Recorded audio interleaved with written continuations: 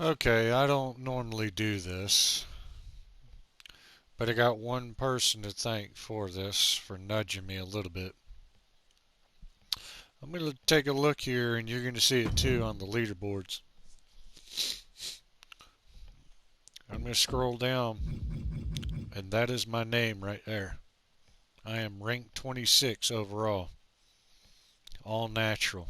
Okay, now you hit triangle and then you hit X. Pinfall wins only. Hit the start button. Number 8 on pinfall wins only overall. And you can see that. Alright. Hit triangle again. We'll go to submission wins. Alright. No surprise there. Look at you, boy and bad man. Smashed them both. And definitely this guy, but I didn't have a YouTube, or actually, he asked me not to post a YouTube video on him. And look how many submission victories this guy has got. I'm going to tell you right now, he sucks. And you wouldn't believe it. But look at me, 13. So I'm number 8 and then number 13, okay? I pre-ordered this game. I actually went the cheap route. And afterwards, I wound up spending another 130 because I was like, shit, this game really is as good as I was hoping it to be. Especially when I heard that Doink the Clown was going to be a DLC, because that was one of the things I said in the past, even before the game came out and its creation, or maybe during its creation, is that this game had to have some kind of legends that would entice me and stuff. So I gave it a chance regardless, ultimately. But what I'm going to do in this one is I'm going to teach you how to make a really good created wrestler. As an example, we're going to go to the move sets, right? And if you followed, say, somebody like T-Dog, you may have heard the term majorable moves and what have you. But here's what you need to know when you go to a move set, right? And we're just going to go to Vader. Alright, and he's obviously already edited, at 99 overall, and his moveset's been altered a little bit. And I'm going to show you something. I mean, these are pro tips that I'm giving right here. And I'm probably crucifying myself, and I'm going to make a whole slew of like instant enemies once y'all finally get this shit down, because I'm going to walk you through it, and I don't care, because competition is what makes you better. And I'm going to tell you, 9 times out of 10 when I get online and I'm facing just some random person online, 9.5 times out of 10, if not more than that, they're trash, and I can feel them out in less than a minute. Alright, so here's how you can find out a move is majorable or not. Okay, you see that move right there? So I'm going to hit L3 to practice it, right? So we're going to hit circle and square. Did you see a triangle pop up? No. Okay. Well, let's quit the practice. Watch this. We'll do this move. Alright. Oh, wrong button. Alright. Okay, never mind. Scratch that. Ballin'. We ballin'. Alright, this one should have a major on it. Alright, you see that triangle? Whenever you see a triangle, and there's also other move sets, right? Where you're going to see it pop up twice. You do not want a move that can be majored. You want a move like this, where no triangle will show up above that dummy's head. Period. Okay. I mean, and if you like, try and figure out all the non-majorables for your square side and your X side and make them that. But this one, and obviously this one are non-majorable moves. Now, I'm going to teach you a really good secret that not even T-Dog has hit on subject-wise in any of his YouTube videos. Some people may know about this, but for the majority, this is going to be good-ass news and good way to bring the cheese. All right, scoop slam number 5. Check this out. All right, I'm going to hit circle and then the appropriate button. Then I'm going to hit R1. And look, I just turned it in, and you saw no triangle come up there, right? I'm going to hit L1 to cancel that. Okay. Now check this out. No triangle there, and I turned it into a carrying move with R1. That was on the X side.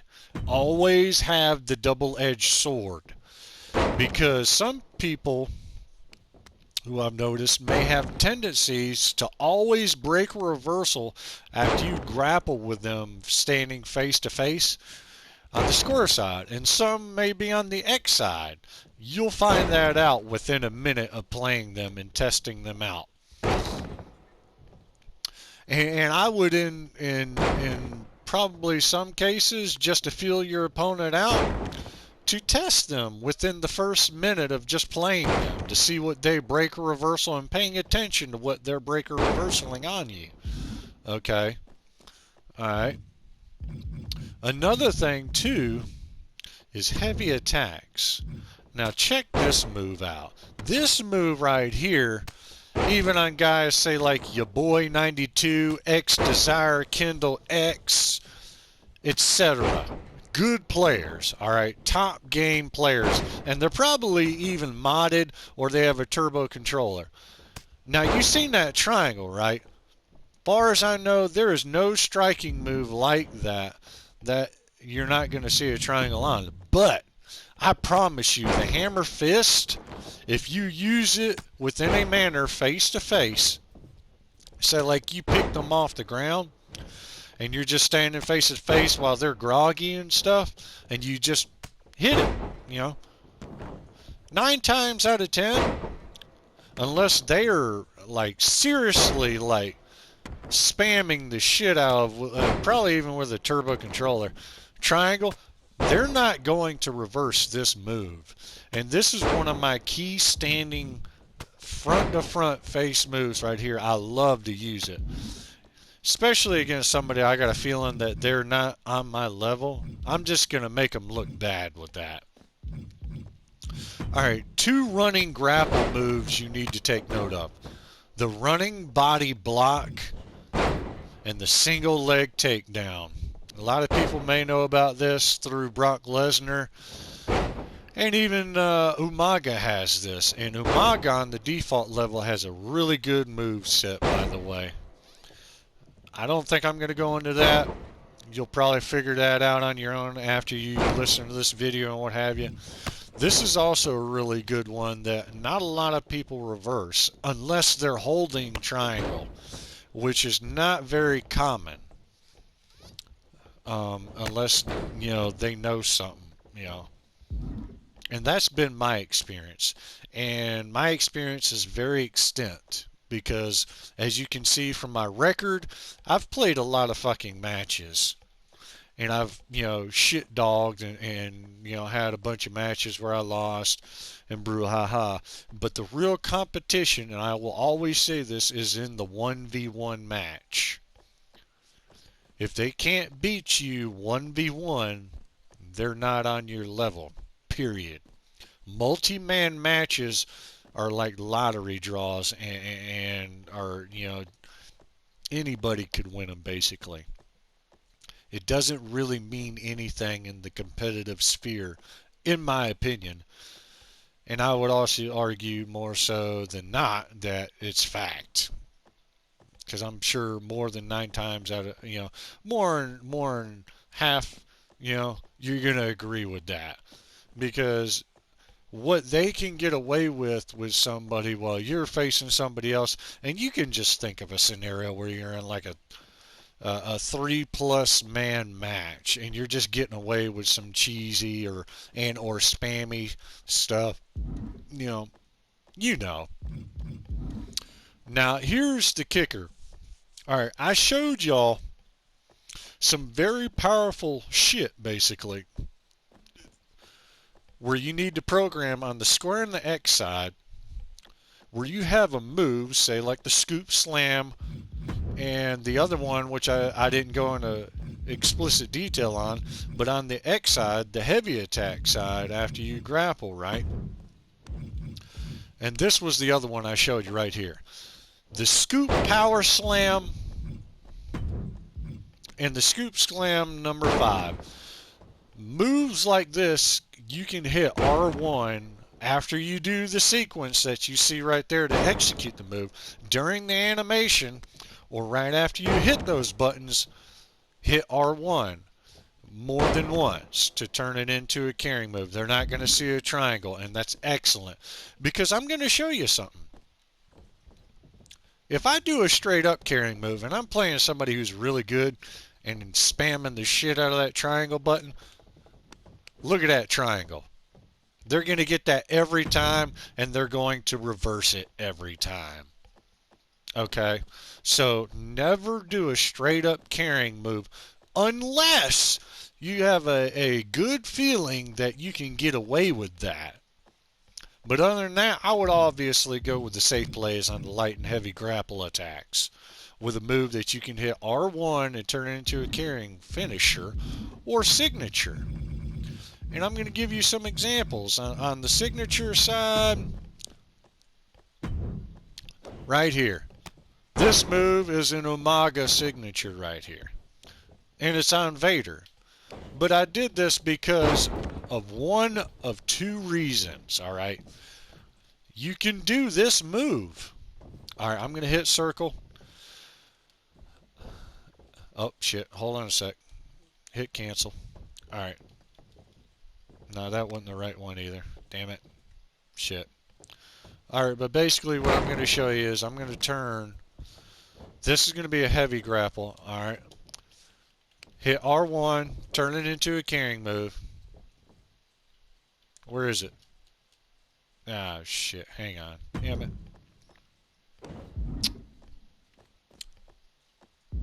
Alright, scratch that.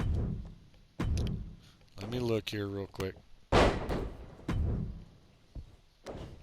Because I know, let's see here.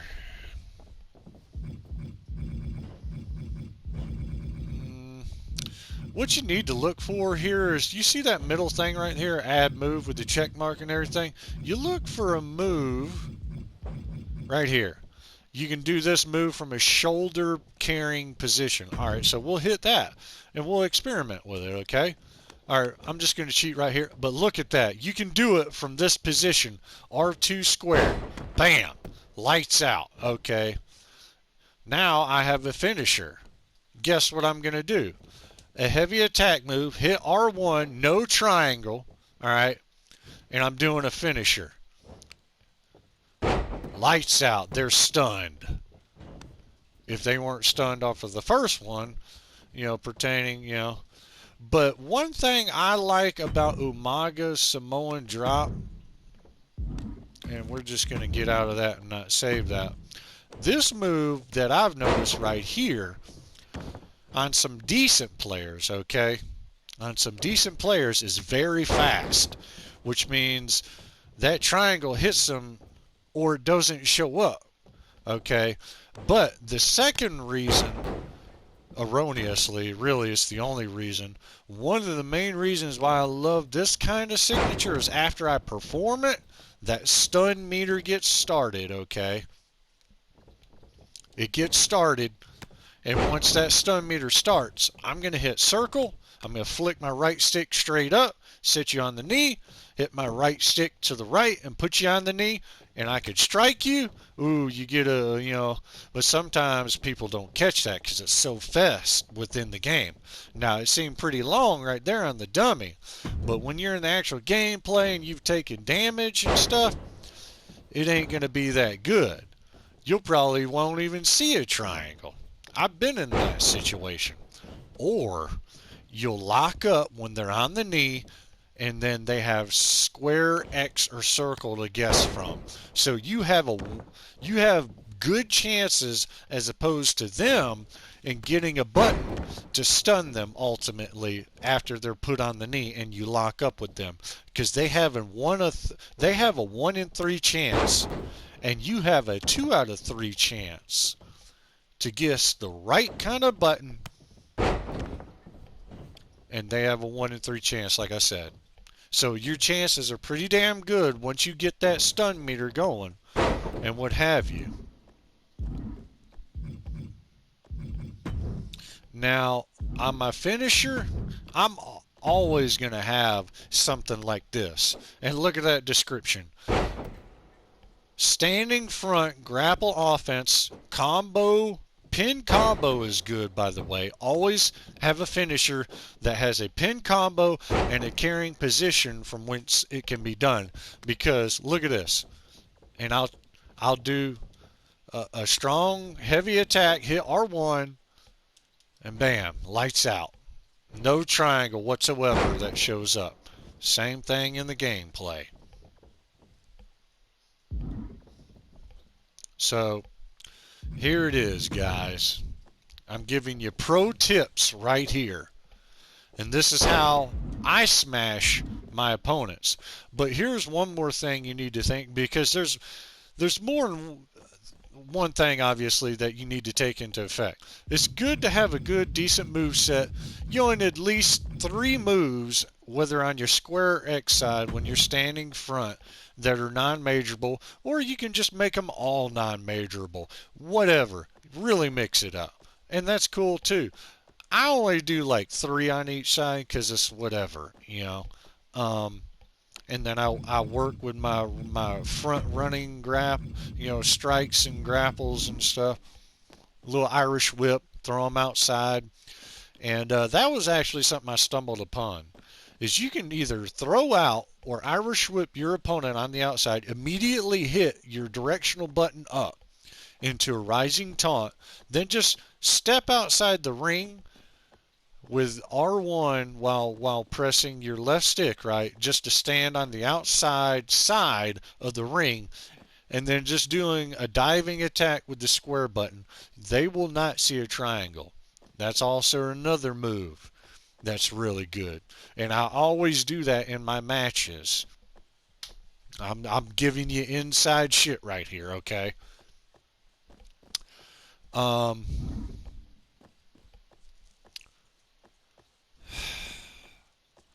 but the important thing is, or one of the meat of the part of this game is obviously that, but also like I said, getting I don't know, well maybe I may not have said it, but getting a feel for your opponent and their tendencies. I always encourage my students, and yes, I have students, quote unquote, who you know, I don't tell them everything, but once they see this shit, they're gonna know everything. But you gotta record your matches and look at their tendencies, because I'm that good to where you may be able to beat me with a character, whether default or custom, right? Then I'll ask you to run it back after I've done a little bit of studying and or mental storage, okay, in my mind on what your tendencies are and stuff by feeling you out basically in the previous match. And it's always, with me, if I got power in it, it's always going to be a 2 out of 3 falls pinfall only match. Fuck submissions.